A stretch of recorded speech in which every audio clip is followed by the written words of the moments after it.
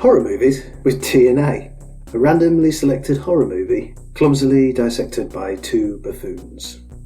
In this episode, we discuss Dead and Buried, 1981, directed by Gary Sherman. It'll take your breath away, all of it, apparently. Dobbs! Janet! Emotional. We go along for the ride. Who gives a shit? Welcome to Potter's Bluff. You evil son of a bitch! Oh, was that it? Is that the review of Dead and Buried?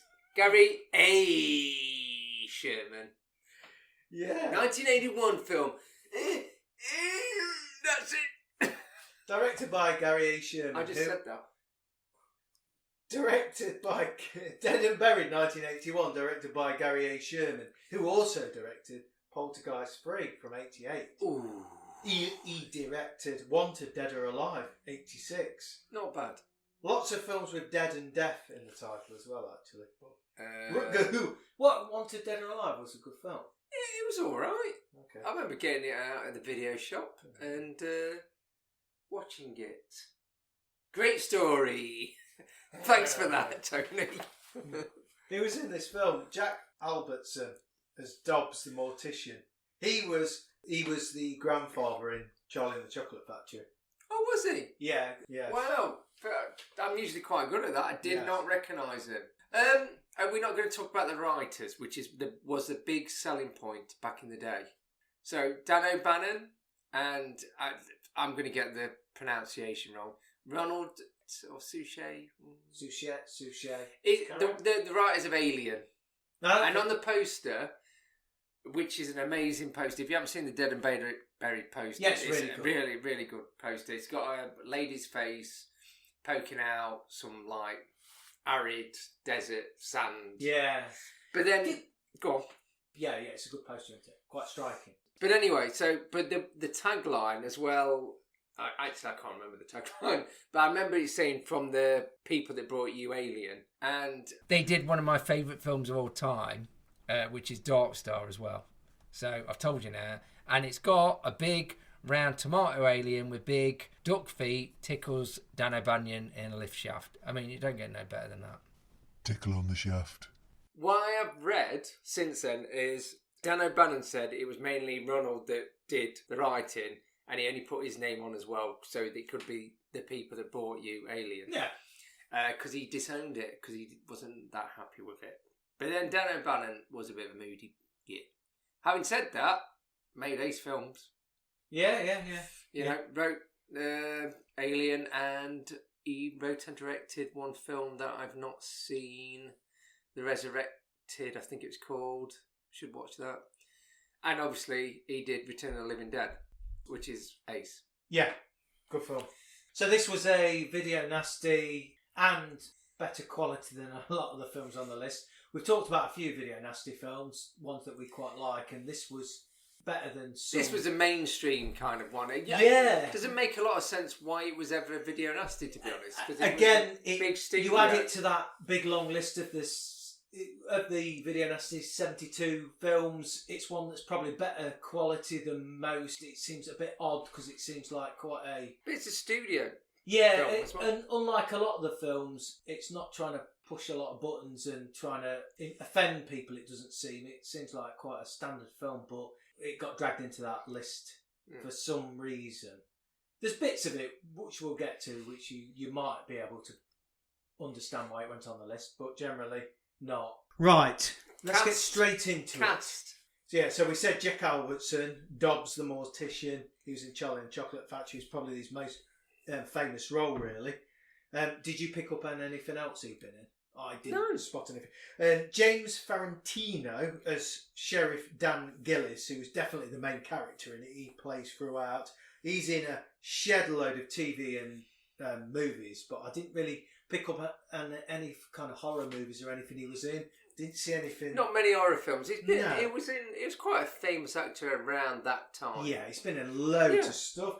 We've got the wife, Melody Anderson, Janet Gillis, She was in Flash Gordon, obviously. She played the main kind of love interest. I do recognise it. Flash Yeah, Gordon. I was gonna say. She was also starred with Chuck Norris in Firewalker, and she was also in the A-Team movie. I didn't see anything. A-Team movie? A-Team. Was it actual an A-Team Yeah. movie? Oh, Yeah, right, yeah, you of course. meant- That was the one- original pilot kind of... Oh, movie. I thought you Yeah. meant... Because there was an A-Team movie with... about a few years ago. No, the original Ah. 18 movie. And then, of course, we've got Robert Englund as Harry. He was in it for about 5 seconds. And more importantly, the Lisa Blount, who's a nurse that does certain Yes. thing. Oh, that's yeah, very of course. famous. Well- And she was in Prince of Darkness. Yes, and Cut and Run. Going back to Robert Englund, though, to just name some of the other films, apart from the obvious, he was in Behind the Mask of Leslie Vernon, Eaten Alive, Galaxy of Terror, 976 Evil, and The Mangler. I think it's worth mentioning him because obviously the obvious one he was in is Nightmare on Elm Street, but it's worth mentioning he was in just every fucking horror film in the 80s. I don't know whether he was in 976 Evil, but he directed it. You're sure he didn't pop in at some point? And go, Cooey, I directed this fucker. Like you say, Lisa, who appears throughout the film, you've already mentioned. Christopher Alpert, who stars as Freddy. I mean, they could have had Robert Englund starring as Freddy, but he was in Jack Frost 1 and 2. Well, I've not seen him, so I don't know. And Savage Weekend. Never seen it, don't know what it's like, but he was in that, 79. And the only other one of interest that I found was Ed Bakey, who was we'll obviously get to this, the murdered fisherman. He also played Sam the caretaker, who was killed at the beginning of The Evil. Oh, right. The guy that got killed right at the beginning of The Evil was also the fisherman. So he seems to be an actor who gets killed off. Yeah, and also an actor that is quite good at talking to themselves while Mumbles. wandering Yeah, around. absolutely. And that's what I was going to say. In both roles, he stumbles around, kind of mumbles. His drunken banter in this particular film is not great. He was talking for ages. Yeah. I did think, fuck's sake. So yeah, that's quite interesting because he played the same kind of role in The Evil. So that's the cast. We start with some beautiful piano music. I wouldn't go beautiful, but yes, piano music. And a black and white photo of Potter's Bluff. Although it reminded me a lot of Antonio Bay from The Fog. I got that feeling. I think it was filmed the year after, but it got that same kind of feeling from it. George, photographer, is taking photos of the kind of beautiful coastal Potter's Bluff, casually draped. He's got a good look about him, hasn't he? He's got a jumper. Well, he's got VW camper van. And He's got a jumper draped over his shoulders, and he's got a natty cap on. He looks a bit of he's a bit of a tit. Yes. Whilst the tinkling music continues, he's taking numerous shots of scenery and wildlife until his Randy camera focuses on Lisa, who trots on her up. feet as Yes. well. And that's when the music goes. Yeah, saxophone sexy time. It turns in, the piano switches to sexy music as it pans up Lisa's legs to woo woo. That's a really good camera, isn't it? She says. Script 12 out of 10. What's your name? Let me guess. You look like a Fred. There's this interchange between them. He goes on a bit, doesn't it? And this is Lisa Blount, by the way. Yes, and this is Lisa Blount. And he guesses her name. He says, your name's Lisa. Because she has a guess at his name and says, in real life, Freddie. yes, yeah. Actually, the name Freddie comes back later on, because which we'll get into. But then, they have this interchange that's quite mundane and dull. Lisa offers George sexiness. She starts modelling for him. And then he's taking photos. And that's right. I'm just going to say it. She goes, "What about these?" Yes. She doesn't actually say that, but but basically, as he's taking photos, she gets the breast off. She gets the breast out, and she basically says, "Do you want to take me?" Up there, wrong. No sooner has it started to get sexy and steamy than lots of townspeople show up and start battering him with sticks and shovels. And then somebody with an awful Freddy wig gets battered over the head, and then he's knocked unconscious with a shovel, basically. when he comes to... Oh yeah, but I'm gonna the bit where he's getting the fish net around his face. Well, yeah, there's a fishing net wrapped around his face. Yeah, he's milking that for every. Oh bit. yeah. He's pushing his face again, going He's doing a good. He's like pushing his face against it, like I'm getting off it. Maybe the director said, "Look like you've gone out of your tiny mind and pushed your face against this fish net." Yeah. There's bits of overdubbing in this where they went, "Yeah, we better put some speech in this to explain some of what's going on." But him going while he's got a fishnet around his face. I thought this scene was quite brutal in a way. I remember it being worse. So. Yeah, well, I mean, we watched this a few years ago. So he gets wrapped in fishing net and he gets set alight. Lots of the townsfolk, or lots of They're people taking at that photos as are well, kind aren't of they? looking on and taking photos as he's tied up all the while. And again, welcome to Potter's Bluff, I suppose. You notice faces that you'll spot later on in the film as well. Generally, they're walking around the town that the sheriff interacts with as well. So that's the initial scene, and it's quite, somebody's been attacked and burnt alive.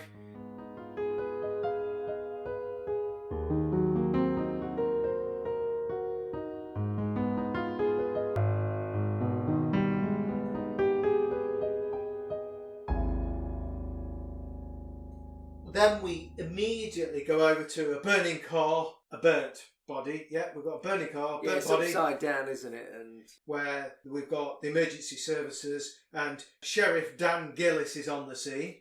Turns up, joined by William G. Dobbs, who is the coroner mortician, rocks up to examine the body. And as the camera zooms in to look at the charred remains, it lets out a scream, so you know the body's still alive. I quite like that bit where it's got the body in the car. It was upside down. It was obviously like a dummy thing because half its face is gone and it's got like one eye, and you think, you think the shock value is, they're just going to show this grotesque burnt face, but then it goes, Yeah. which it was quite funny. It looks false, but it also just the fact that they've had it screaming. I mean, it's alive. As the story unfolds, we're introduced to members of the community. Oh, no. Forget that. 15 minutes in. Drunk fisherman. Gibbering. He's talking for ages, isn't he? I mean, I think we've already mentioned he's talking to himself. He's wandering around. And on the version we saw on Prime, it's dark.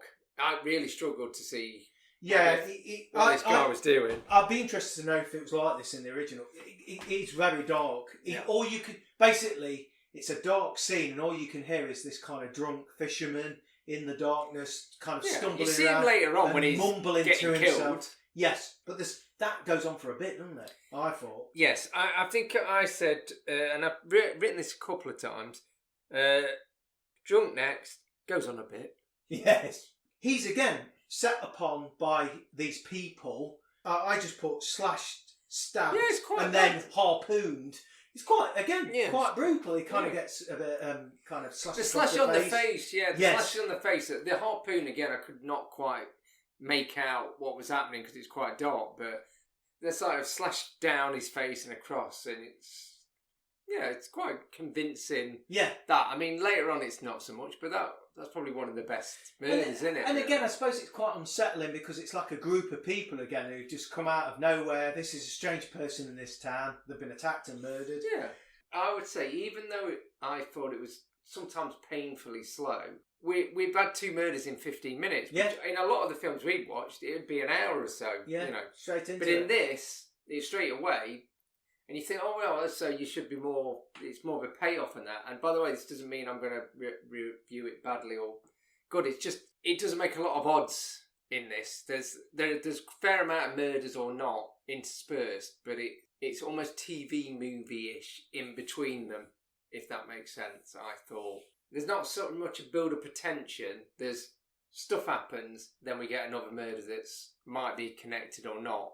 If you know what I mean. I mean, we don't know the fisherman bloke. We didn't really know the bloke at the beginning. There's a family later on, and you go, okay.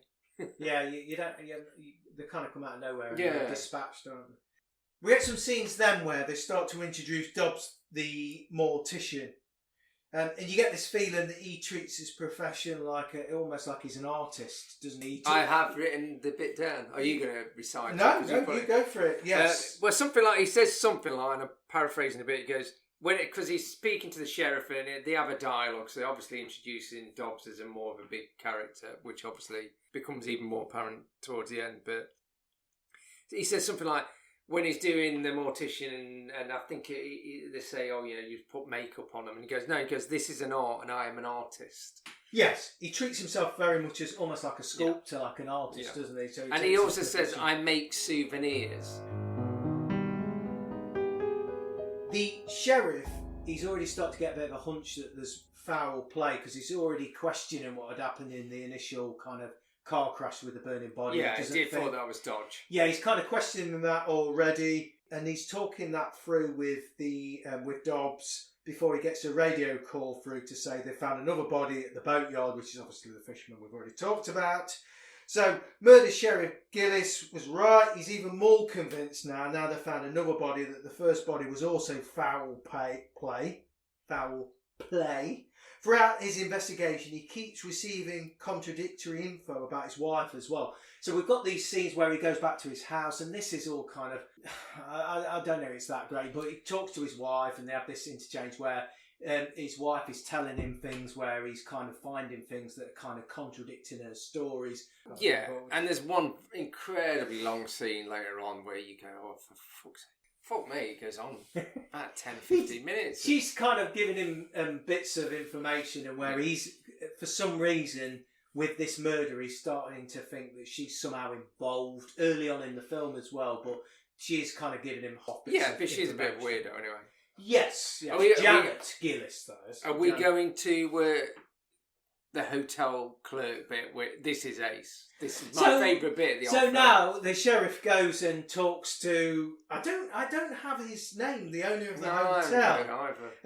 I just put, he's got an odd voice, the way he talks. Right, so I'm going to do it. So I should have recorded it as well. I was going to record it. This is how much I want to replicate his voice. I think it might be Ben. I could be wrong, but I think his name might be Ben. Yeah, so the sheriff goes to the hotel to check on this Freddie guy, or whatever his original name was. He goes, did he book in? And again, the bloke's voice is amazing, but it's a fairly long conversation about... So this is the photographer at the beginning who got murdered. He's gone to ask the hotel owner if he knows anything about it. Yeah, and he goes, I don't know anything. Hang on a second. Yeah, there was a bloke, and he's left all his cases here, and he's disappeared. Yeah, well, then that'll be him, then, won't it? Yeah, that would help. But it gets to the end, and they have a long conversation about really fuck all. But then the hotel's owner's voice, Ace, it's all over the place in accent and inflection and God knows. For Christ's sake, your wife knows him. Yeah, it's the way he delivers it. He knows him. So generally, and it happens a couple of times again, your wife knows him. Which again is pushing it back to it. But this is where we're both probably going to massively agree. A lot of this film doesn't make a lot of fucking sense. Oh no, yeah, it doesn't make any sense. But I liked him. I liked the hotel owner. So as the sheriff questions about these murders, he gets these bits of information about his wife being involved with different people that he wasn't aware of. So again, this guy from the beginning, who was the photographer. It turns out that his wife knew him. Allegedly, she was buying some camera equipment. Which, if you again, alright, so I'm going to say it now, makes absolute fuck all sense for two reasons. One, that isn't the truth. Two, why would this person, that when you find out at the end they're all in on it, why the fuck would he tell him that anyway? And we get that all the way through. And we get that all the way through, that people explain and reveal things to the sheriff that actually, because they were all in on it, why would they say anything? And there's bits like that. Yeah. But we go along for the ride. Who gives a shit? He actually, when we get the story of his wife buying camera equipment off the murdered person for the school, then the sheriff, Dan Gillis, has this conversation with the principal of the school to say, did this happen? And the conversation also with the principal is amazing as well. And the way he delivers his lines is really great. At one point he says, "It's my school. I am the principal." the way he delivers his lines is really, to be honest, I can't remember that as well as the hotel. He kind of pulls up next to him in the street, and he kind of asks him through car windows about it. And he kind of says, you think I wouldn't know about that? I am the and again, it kind of... Doesn't go quite on as long as... No, absolutely not. It's like a passing conversation. We are 30 minutes in. So we're 30 minutes in and we're at the hospital with Mr. Lemoyne. The sheriff is talking to the doctor. There's a shot of them talking in the foreground, and as they're chatting about the patient who has been pulled out of the burning car, we've got this shot of the nurse going into the room in the background, which I quite like. The nurse, who turns out to be Lisa, who we recognise the girl from the beach. Earlier on, says, "Hello, Freddie." So this is probably, like you say, one of the more famous the bit in the scenes. hospital. So because so he was still alive, even though he got burnt alive. He's only got one eye left, and he's bandaged up like a frigging mummy or the honey monster or whatever. Mr. Michelin. And she goes, "Hello, Freddie," and it's got a big needle. And if you haven't seen a link to the picture, if you know anything about Dead or Buried, you probably know this one particular scene. Yes, and you think maybe this is the reason he got banned. I can't. We're going to say what happened. So she's got a big long, it's a massive long needle, syringe, and this one unbandaged eye he's got left. So he's panicking, going... that's the bit, isn't it? It does linger on him going, "Oh shit," because he recognises her and he knows he's dead. Yeah. Yeah, she just jams it into his one eye. I remember seeing a bit where you saw it going towards his eye, but I don't remember seeing it going properly in and twonking. I think I remember it going in. Yeah, maybe. I think I remember it going in. It is the scene that the film's most famous for, which is that. And you see, generally, I don't know whether you would die from a syringe in your eye, actually. It was a long one. You'd probably he's been burnt alive as well. So he's probably having an heart attack at this point of going, "Oh, fuck it." It's the last straw, isn't it? George Lemoyne is his actual name. There's the itinerant dead. Or Freddie, as he will be known from now on. Yes. So the sheriff now has 2 murders. Sheriff now goes back home and he has this long scene at home with his wife, Janet. Although, again, and this is one of these scenes where she asks him to get a roll of film developed. Why? I know he's meant to be doing a school project. Yes, so, and this roll of film's quite pivotal to the film. Unless the whole idea is so he finds out what's happening, but there's an easier way. But she is... very convoluted way of just telling him the truth. She is part of the story. Why would she give him... She gives him this roll of film to get developed anyway. I'm guessing you've elaborated. I put, talk with wife. Goes on a fucking bit.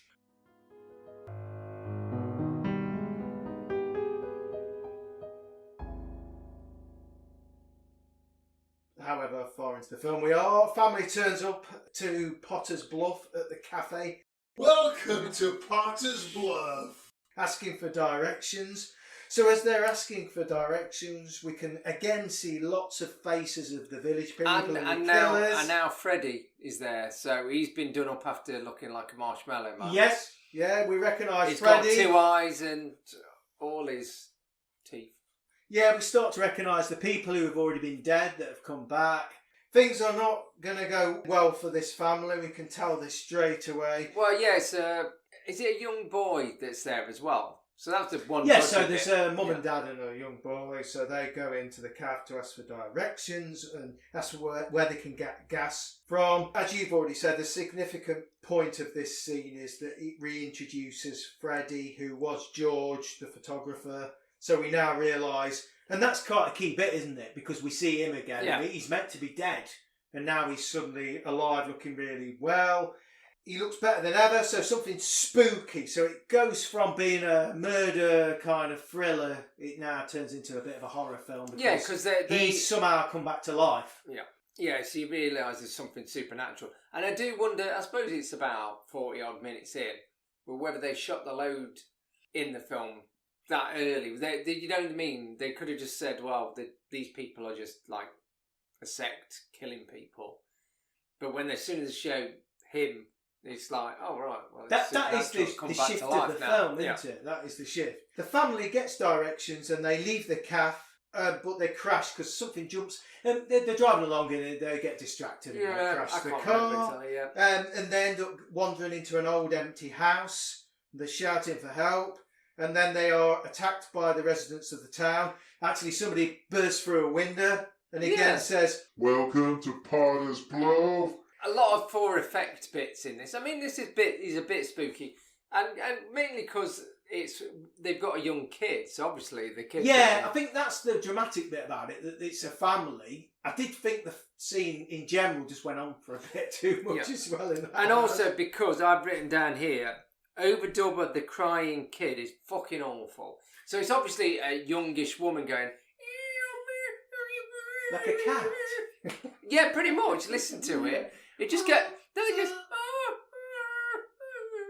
goes probably because the kid was laughing or something at this point, going, "What the fuck?" But yeah, it's a bit like Night of the Living Dead. They're like coming through, but no way as effective, unfortunately.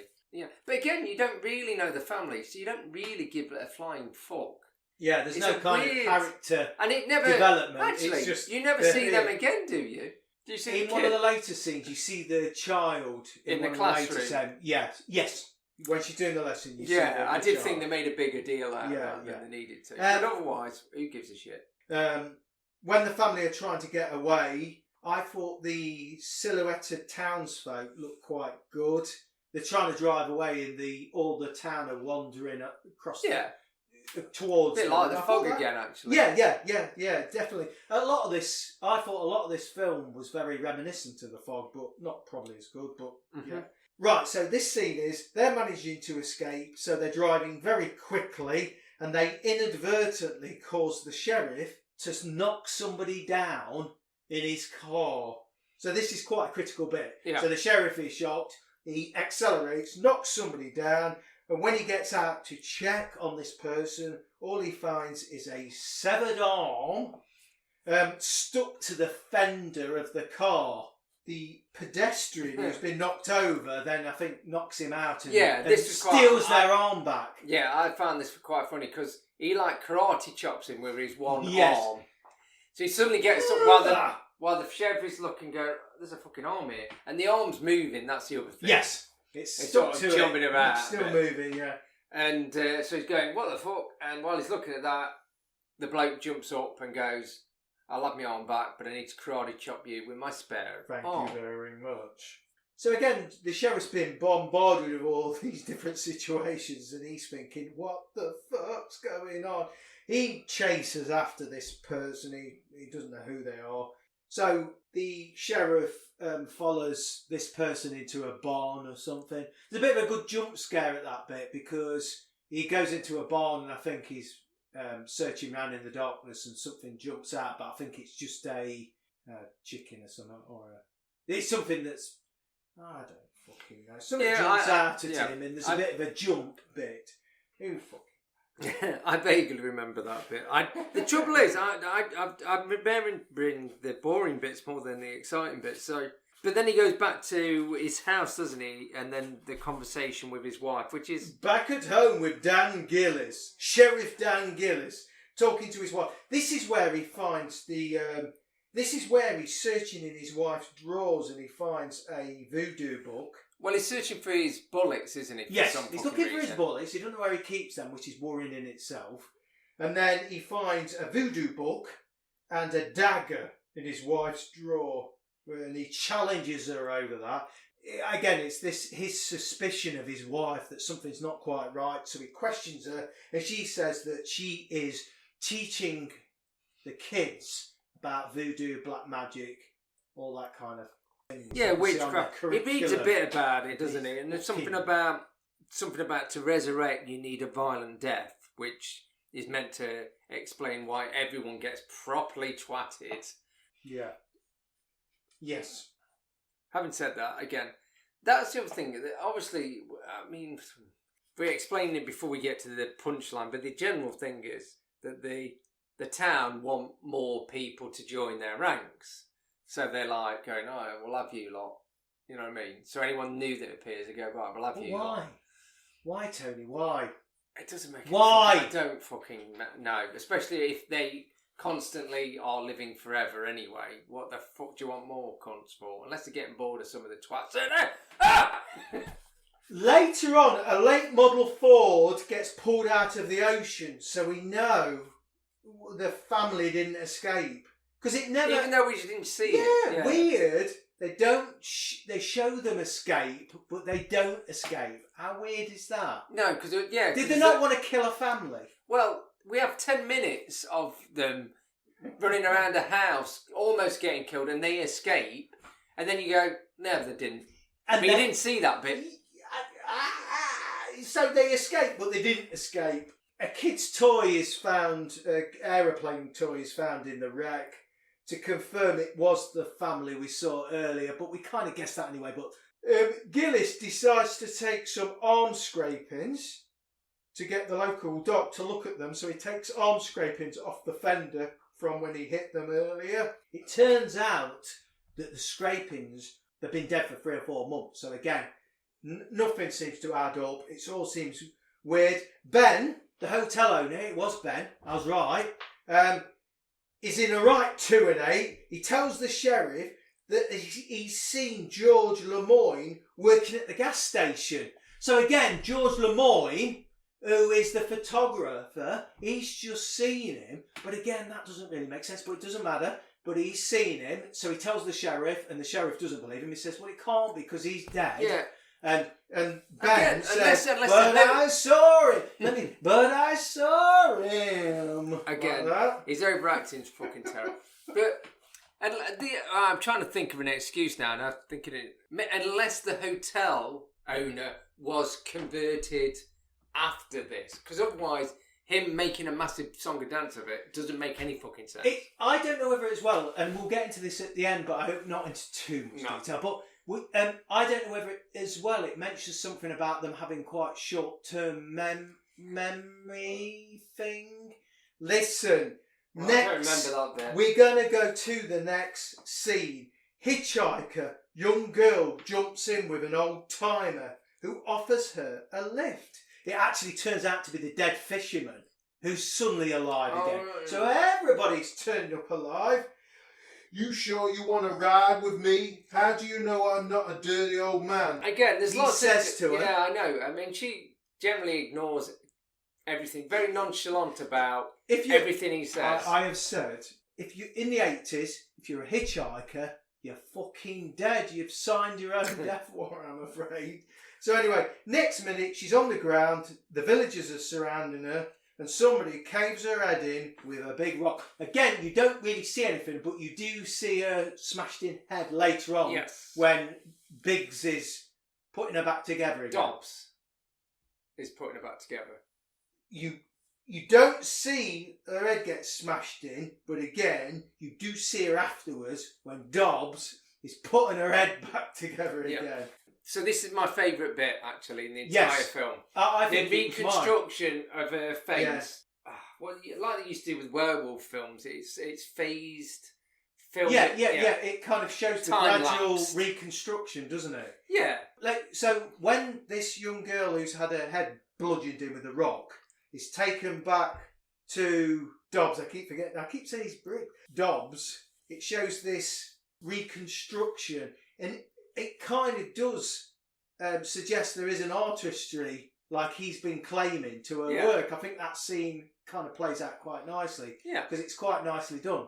You don't actually see the grimness of it in a way. He starts to cut her face off, but you don't see it. And then it cuts away, doesn't it? Straight to a skull, and then it builds it up in terms of he's obviously using wax, and then he builds it up again, and it goes into the flesh, and then towards the end, he pops an eye into her. Popped it in. That was quite. Yeah. To be honest, I thought that looks like a real face. So if you're holding her eyelid open with a fucking bit of metal, It looked really good. Yeah, I thought it looked really good. bit, and then they obviously cut. There is a quick cut where they obviously put her real body, her back in it. And I thought it was good because it didn't have any kind of actors in it. in it. Like, it didn't have the mortician guy. It just showed the face being built back up, and I thought it was really good. But then when it does a cut to him doing the final bit, and then cuts back to her face, and then you see some gloved hand stroking her face, don't you? Yeah. So as the mortician, as Dobbs leaves the room, an unknown person enters the room and gives the freshly made face a bit of a fondle. And then the hitchhiker girl sits up. Then you see her get up. And then it cuts from that. And that whole scene is like one of the best bits in it. That you get it. That is trying to rebuild them. And then suddenly they're back to life. And that, to be honest, and then the game's totally given away. You know, if you were thinking, maybe they don't come back to life, well, just fucking see it. Yeah. I mean, it just shows her sitting up, doesn't it? And she looks at the camera, actually.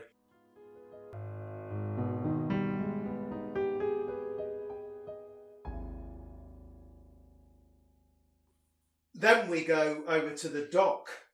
He makes a dramatic discovery. He's looking in his microscope at the scrapings and bits and pieces. You can see that the doc has had a realisation, but he knows too much, so the terrible townsfolk kill him.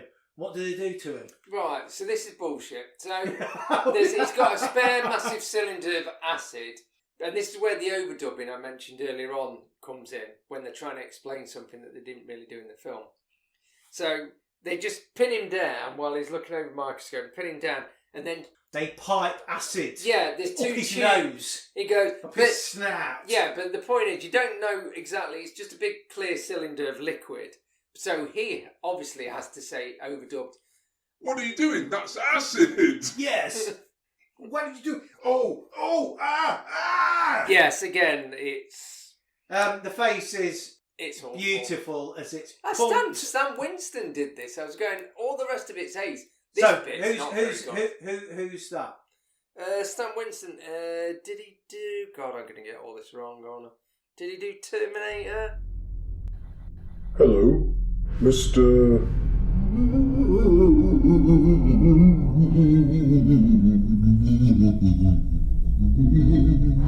The ghost here.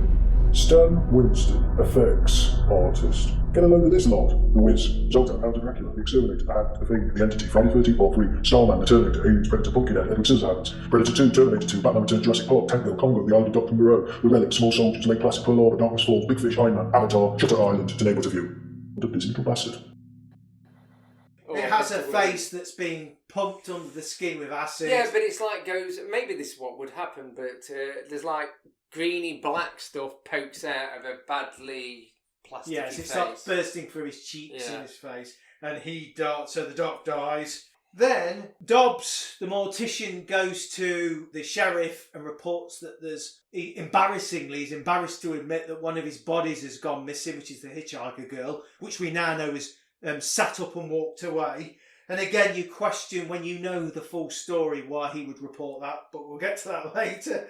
And also then, again, Dobbs tells the sheriff that his wife, Janet, visits him all the time, which, again, the sheriff didn't know about. And again, it underlines she's up to no good. It's bullshit, this bit. Because I mean, it plays on the sheriff's paranoia that he's the only one that doesn't know the full story. It really starts to blow up like the doc's face. It's bullshit.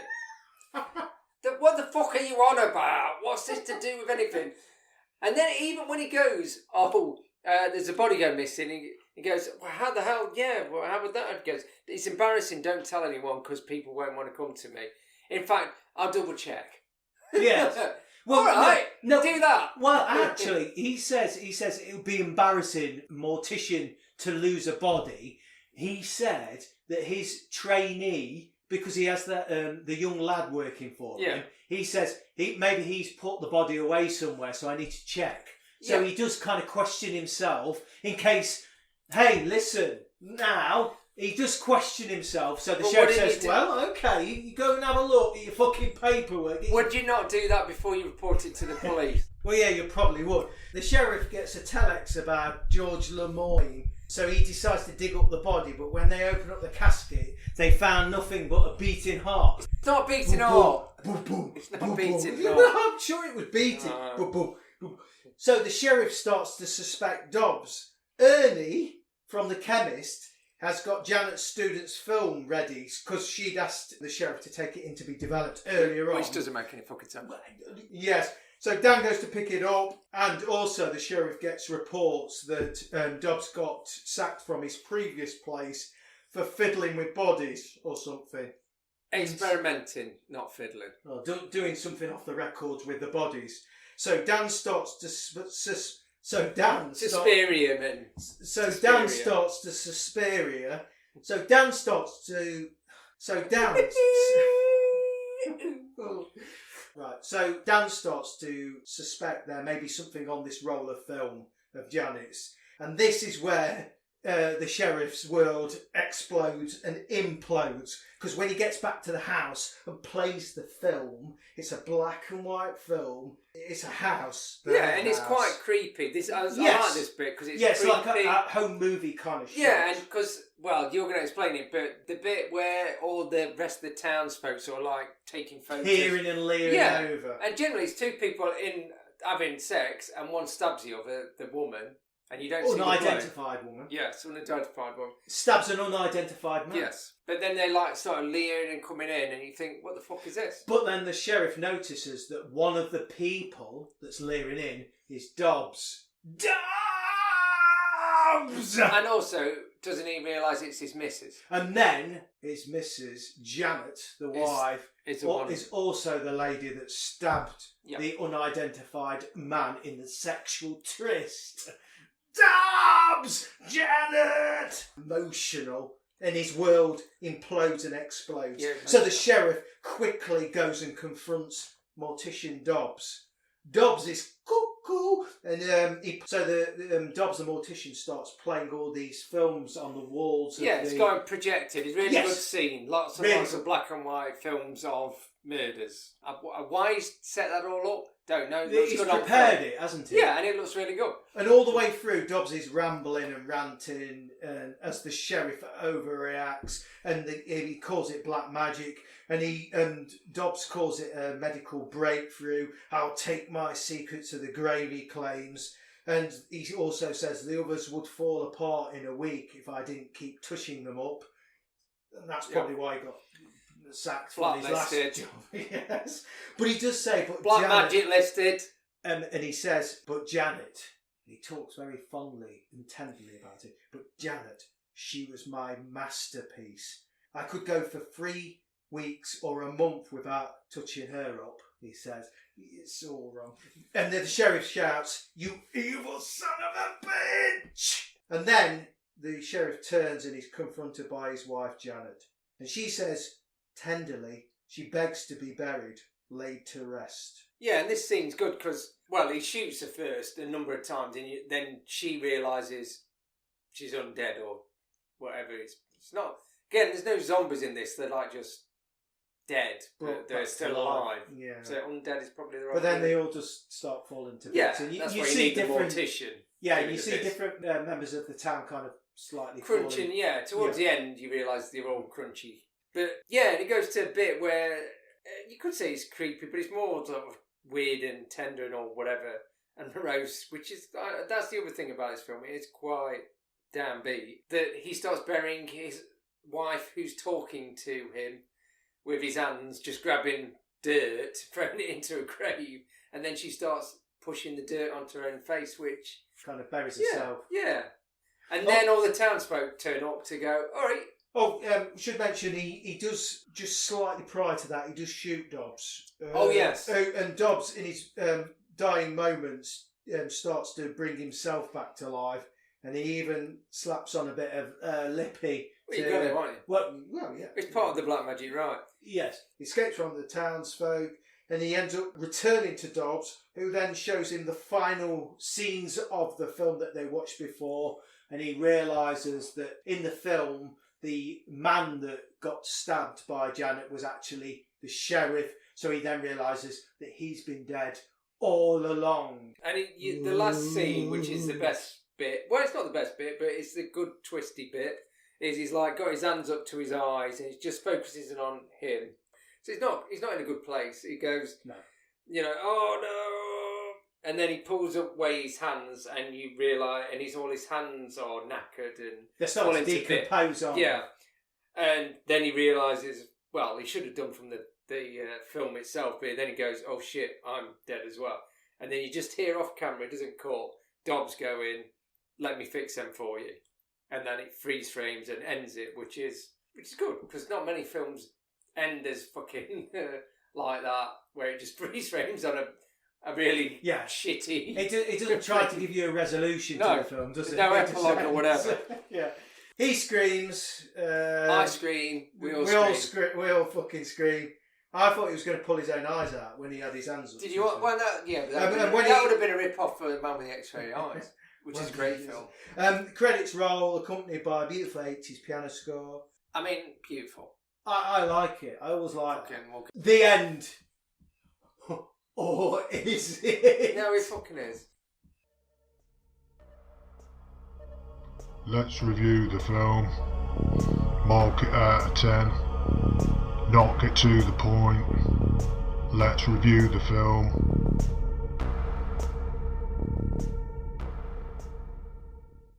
As a film in amongst the video nasties list, I always remembered this being one of the better quality ones. A lot of the films that were on that list of 72 films were kind of fucking thrown together or made primarily to push people's buttons. This has a feel of a bit better quality. Yes, polished. It's a decent enough story, but it's reasonably well acted. The story's okay. There's that many holes in the storyline, I can't even begin. But actually, it's an entertaining ride when you watch it. So I would actually recommend it. I definitely would. And there's some, I think it's quite brutal in bits. I think some of the scenes are quite gory, especially the burning and kind of bits and the eye stab bit. So it kind of delivers on that front. So I quite enjoyed it. Don't look too deeply into the storyline because some of it doesn't make fucking sense. So it's okay. So I get 6.5. Yeah, it's quite good. Oh yeah. Over to you. And now me. So the story doesn't hold up. There's some good lines in it, like you can only make me dead, you can't kill me, which is good line. Doesn't make a lot of fucking sense. No, that's fine. And to be honest, I'm reviewing it based on my first time, even though I'm watching it the second time, if that makes sense. And for me, not that the twist makes the film. I don't think it does necessarily. Even watching it now, it's still a good film. But that twist and the ending, like I say, the last 15 minutes makes up for a lot. Does a lot of the heavy lifting for the rest of the film, I think. Yeah, I don't know what to say about it because it's if you're depressed a bit on a Sunday day, I don't think I would watch this film because it's not like a slasher. It's not even the murders aren't particularly they're gory in that, but you don't go go on Jason or whatever. Go on. Well, not that I've ever done that. So it's not that type of film. So yeah, I give it a 7 because I think that twist and that downbeat ending and all the rest of it and some good scenes make it up, and it's a bit more polished than a lot of the other ones we've watched. So yeah, it's alright. Dead and Buried. Oh. That is Dead and Buried. That's Dead and Buried. And if you enjoyed that and want to listen to any of the rest of the ones, we've got some more coming and previous ones as well. And give them a go, even the ones you don't know, because that's the point of listening to the fuckers. Yes, enjoy. And remember, take care.